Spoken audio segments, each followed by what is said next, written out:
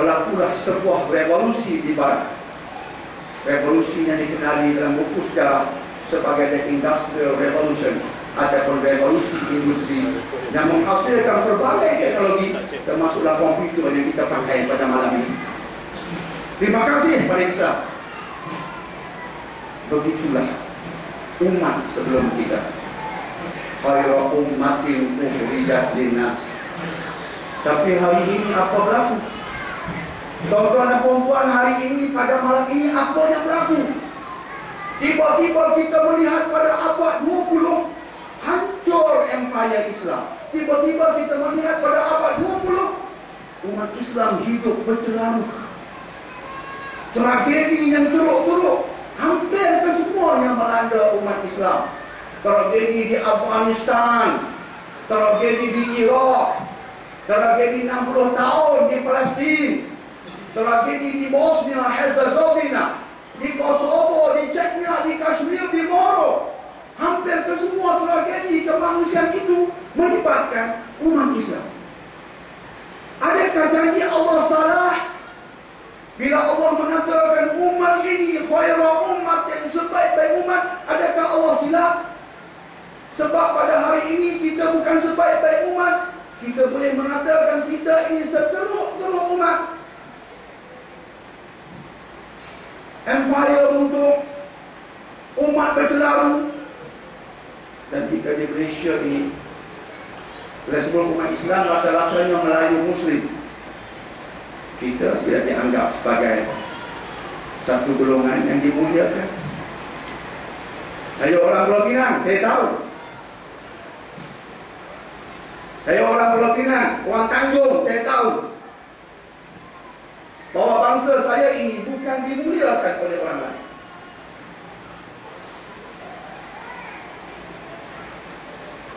Lantas di review orang bertanya kepada saya, dan saya bercakap benda seperti yang saya cakapkan pada anda di sini. Dr. Daniel, apakah puncanya? Mengapa kita dilanda musibah seteruk ini? Sedangkan kita berkata la ilaha illallah Muhammad Rasulullah. Allahnya sama dengan Tuhan yang diimani oleh umat Islam terdahulu. Rasulnya sama, Qurannya sama, rukun Islamnya sama, rukun imannya sama, cara solatnya sama. Mengapa mereka khairu umat yang kita teruk? Tiba-tiba saya tersentak. Ya Allah, apa jawapannya? Apa jawabannya? Bila orang Aceh datang untuk berubat di hospital di Pulau Pinang, mereka anggap di Pulau Pinang hospitalnya canggih, sehingga sekejap bertemu Dr. Jenny yang kulit ini, mereka juga bertanya, apa puncanya Bapak? Saya enggak tahu, saya kata. Tapi akhirnya selepas bertafakur seketika, saya merasakan di sana mungkin ada satu jawaban umum yang boleh kita ambil sebagai jawaban dasar. Tiba-tiba saya teringat pada Khalifah Umar Al-Khattab radhiyallahu anhu. Khalifah agung ini memang agung pada serba-serbinya. Allah ilhamkan kepada beliau satu kenyataan yang cukup hebat. Pada suatu ketika Khalifah yang kedua ini, Khalifah Umar Al-Khattab radhiyallahu anhu ini telah bangun dan berucap, dan ucapannya berbunyi, nahnu qaumun a'azzanallahu bil Islam, famahma qawayna al-izzata bi ghairi ma a'azzanallahu bih adzallana Allah. Maksudnya, kita merupakan satu golongan yang mana Allah telah memuliakan kita dengan cara hidup Islam. Bila kita meminggirkan cara hidup Islam ini dan kita pilih cara hidup yang lain, tunggu, adzallana Allah. Allah akan timpakan kehinaan kepada kita.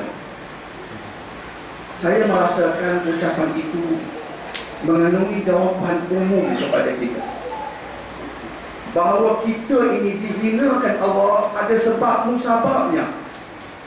Bukan kerana Allah kejam, bukan kerana Allah zalim, bukan kerana Allah tidak memuliakan Rasul dan umatnya, tapi disebabkan umat Islam alpa tentang ISLAM Islam. Kita melihat sebagai contoh seperti yang pernah disebutkan oleh Syekh Hasan An-Nadwi dalam buku beliau yang saya anggap cukup baik. Jika boleh anda turun beli, cari dulu buku lama, cari dulu, kemudian beli buku asal bahasa Urdu, terjemahan bahasa Arab, susah dipahami. Kemudian B. Arifin Indonesia bantu kita dengan terjemahan yang baik. Beli terjemahan B. Arifin. Tajuk bukunya Kerugian Dunia Sebab Kemunduran Umat Islam. Pendek kata, dunia ni rugi. Sebab apa? Sebab umat Islam mundur. Itu dikaitkan dengan kenyataan orang yang saya sebutkan tadi. Kita mundur.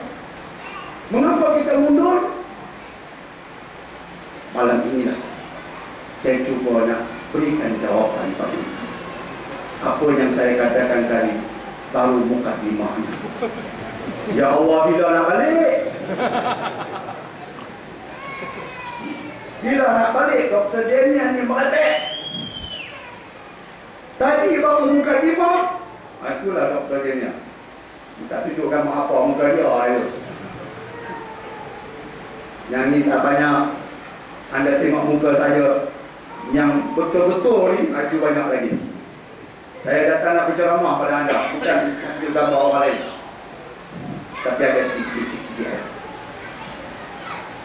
Belum lagi sampai tajuk Quran dan sains. Nak cerita masalah umat dahulu. Sains cuma alat, masalah kita dulu.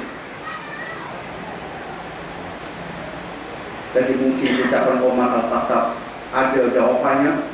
Mungkin penerangan oleh Syekh Hasan An-Nadwi dalam buku beliau yang saya sebutkan tadi, iaitu Kerugian Dunia Kerana Kemunduran Umat Islam. Perincian tentang kenyataan itu mungkin boleh menampakkan kepada kita apa yang perlu kita buat.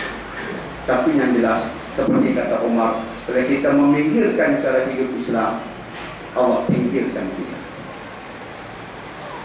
Justru tuan-tuan dan puan-puan, hadirin dan hadirat yang dihormati lagi dimuliakan, apa yang perlu kita buat sekarang?